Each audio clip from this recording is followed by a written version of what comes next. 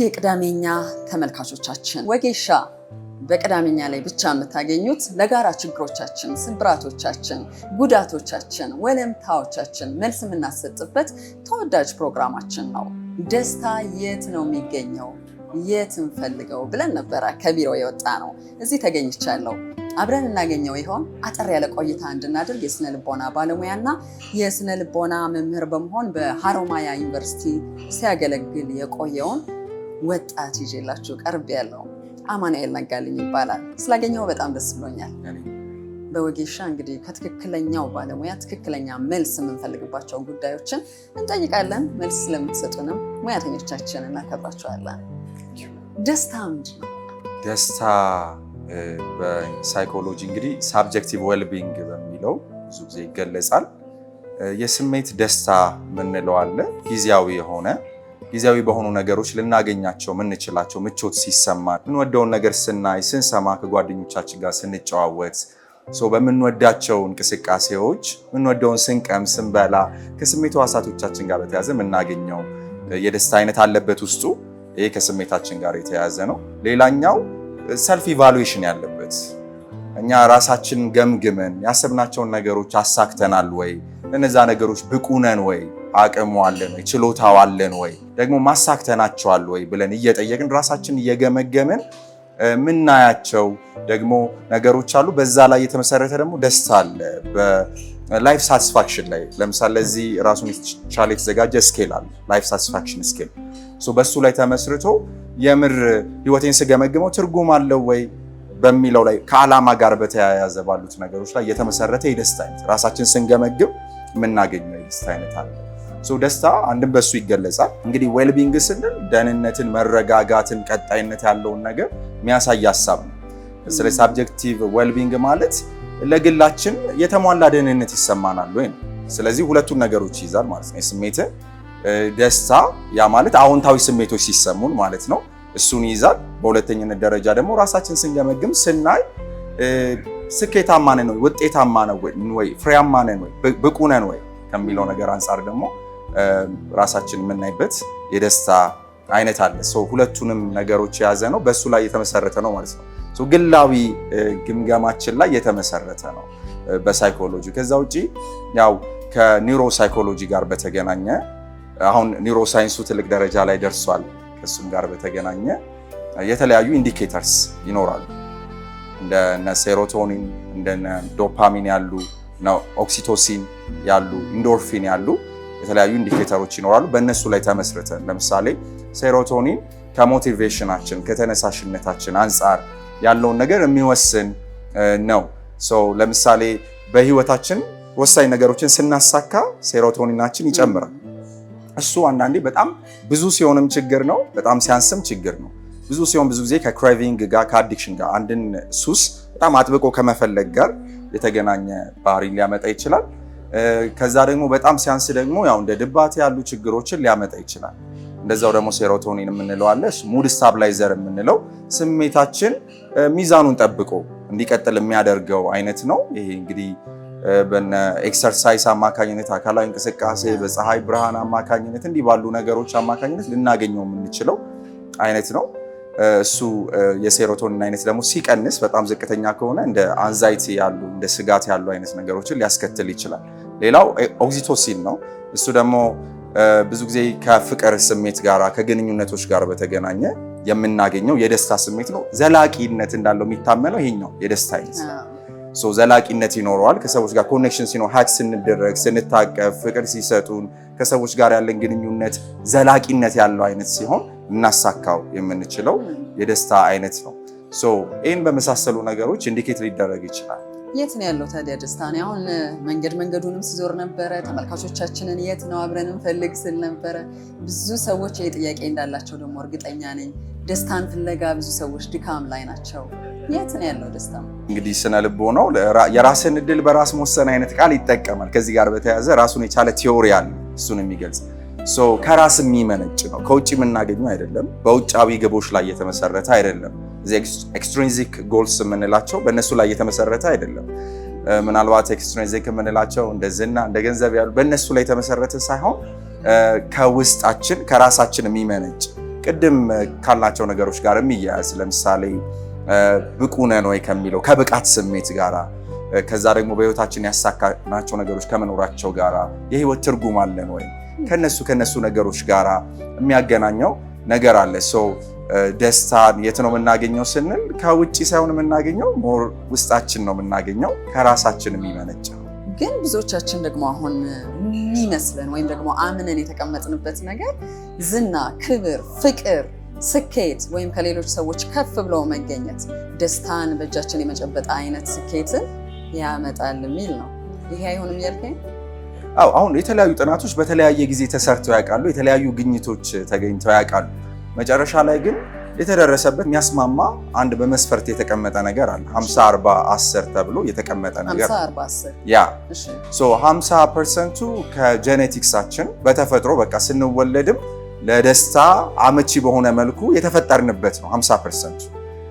ከዛ ደግሞ 40% የሚሆነው አሁን ቅድም ያልኳት አይነት እኛው ራሳችን በምናደርጋቸው ድርጊቶች በምርጫዎቻችን በህይወት ምርጫዎቻችን አማካኝነት የምናሳካው ነው። አብዛኛው ፓርት የሚይዘው ደግሞ ልናደርገው የምንችለው ደስታ ከማግኘት አንጻር 40% ብቻ ነው ማለት ነው።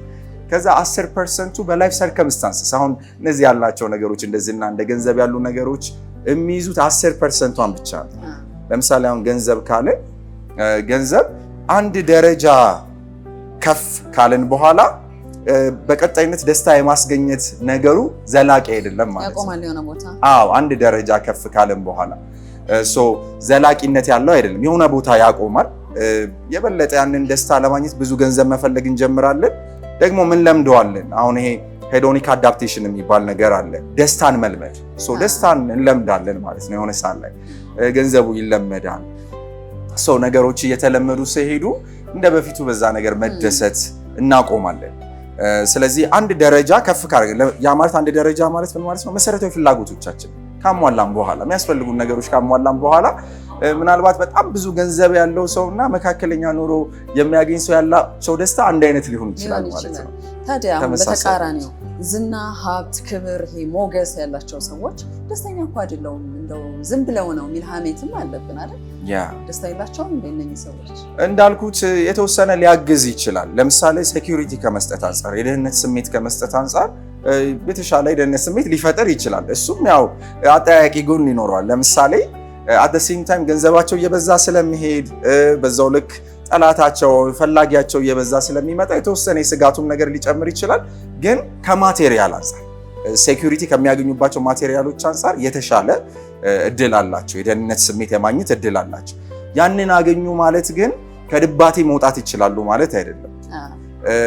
ለምሳሌ በገንዘብ የሚገኘው ደስታ በጣም ብዙ ገንዘብ በማግኘት የሚገኘው ደስታ እና አንድ ሰው ራስ ምታት ቢሰማው ሀፕን የሚያደርግበት ነገር የሚሰማው በቃ የንዴት የመረበሽ ስሜት፣ ይሄ በራስ ምታቱ የሚሰማው የመረበሽ ስሜት በብዙ ገንዘብ ከሚገኘው ደስታ ይበልጣል።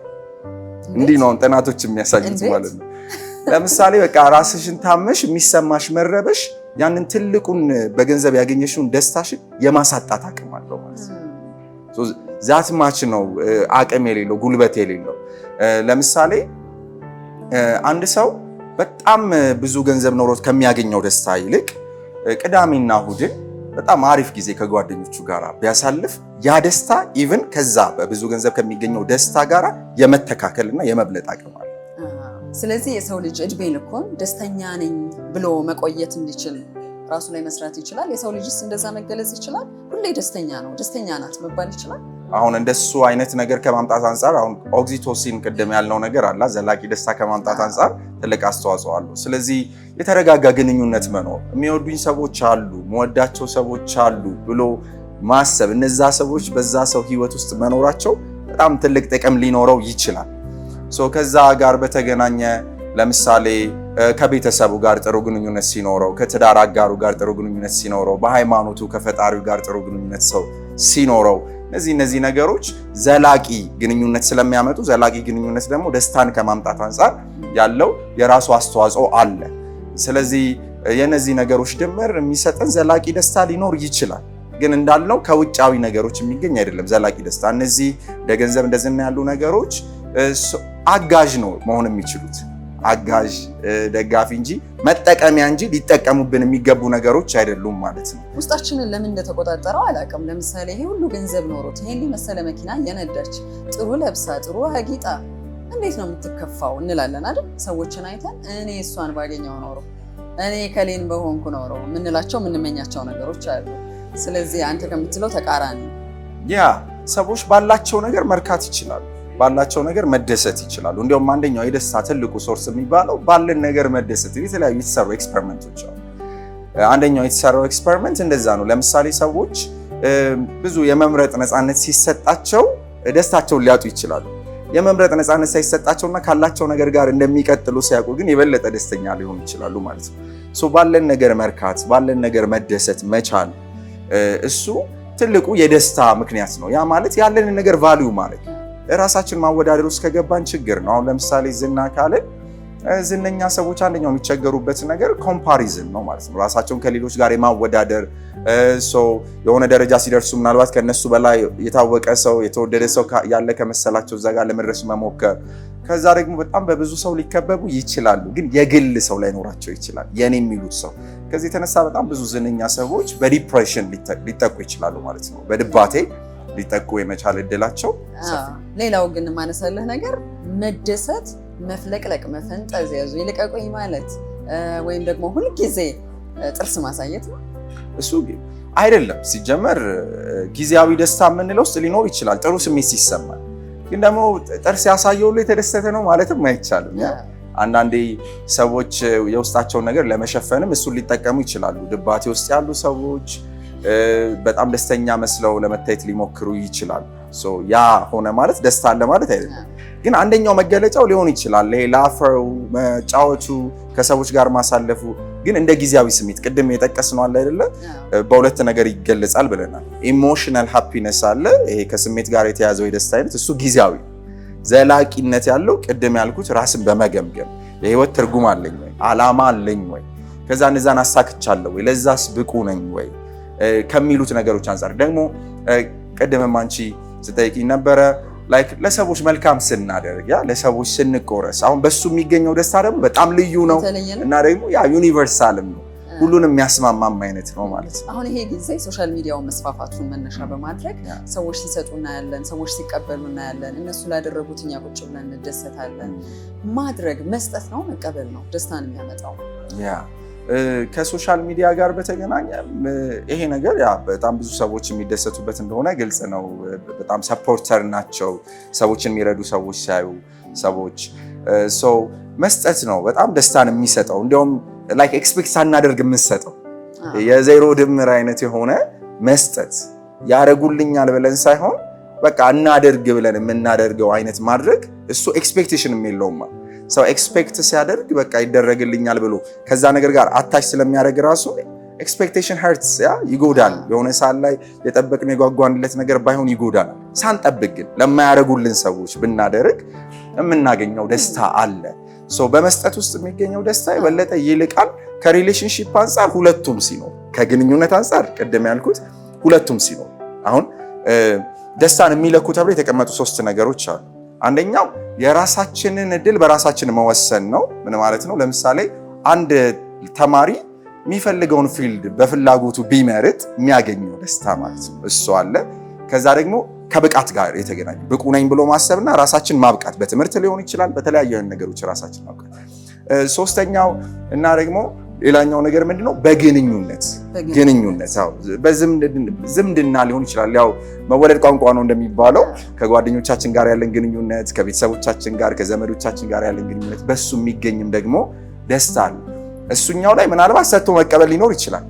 ሰዎችን መውደዳችን መወደዳችን ግን ደግሞ ከነሱ ሁሉ ደግሞ በተለየ መልኩ በጣም ጥናቶች የሚደግፉት ደስታ የሚገኝበት ሌላኛው መንገድ ምንድነው? ለሰዎች በጎ ማድረግ፣ ለሰዎች መልካም ማድረግ። እኔ አሁን ከአንተ ጋር ባደረግኩት አጠር ያለ ቆይታ እዚሁ ጋር ቁጭ ብዬ ደስታን አግኝቼዋለሁ።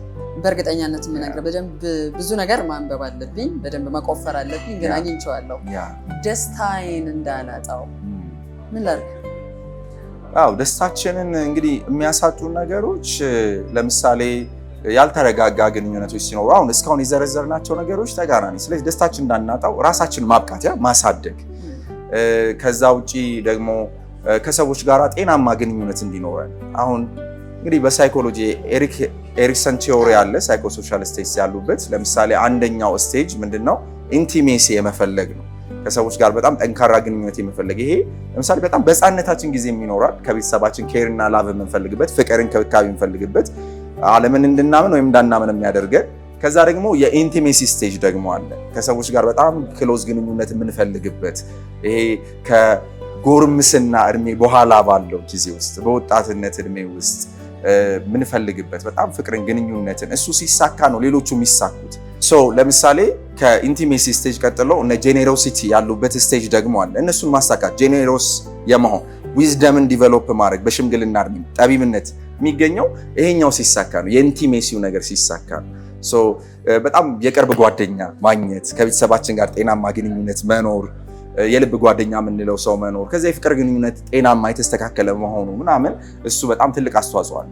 እንዳልሽው አሁን በኮኔክሽን ውስጥ የሚገኝ ደስታ አለ።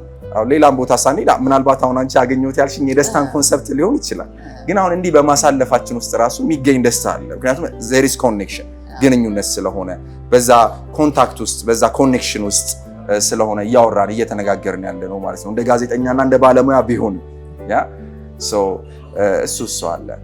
ደስታችን እንዳናጣው እንዳልነው 10% ላይ ደስታችን አለመመስረት 40% ላይ ለምሳሌ ግራቲቲዩድ አመስጋኝነት በጣም የሚበረታታ ነገር ነው። ለምሳሌ እውነት ነው ገንዘባችን ያስገኘልን ነገሮች አሉ። መኪና ገዛን፣ ከዛ መኪናው እስከተወሰነ ጊዜ ድረስ ከቆየ በኋላ ይለመዳል፣ እንደ ሌሎች መኪኖች ይሆንብናል፣ ይሰለቻል። እንደዛ እንዳይሆን ከመኪናው ጋራ ኮኔክሽን መፍጠር እንችላለን። ለምሳሌ ጉዞዎች በማድረግ በመኪናው ከወዳጅ ጓደኞቻችን ጋር አብረን በማሳለፍ ገንዘብ ስናገኝ ገንዘቡ ትርጉም ያለው ነገሮች ላይ እንዲውል ማድረግ። ለምሳሌ ከ10 ዓመት በፊት የገዛነውን ስልክ ልንረሳው እንችላለን፣ ብዙም ትርጉም ላይ ሰጠን ይችላል አሁን ላይ።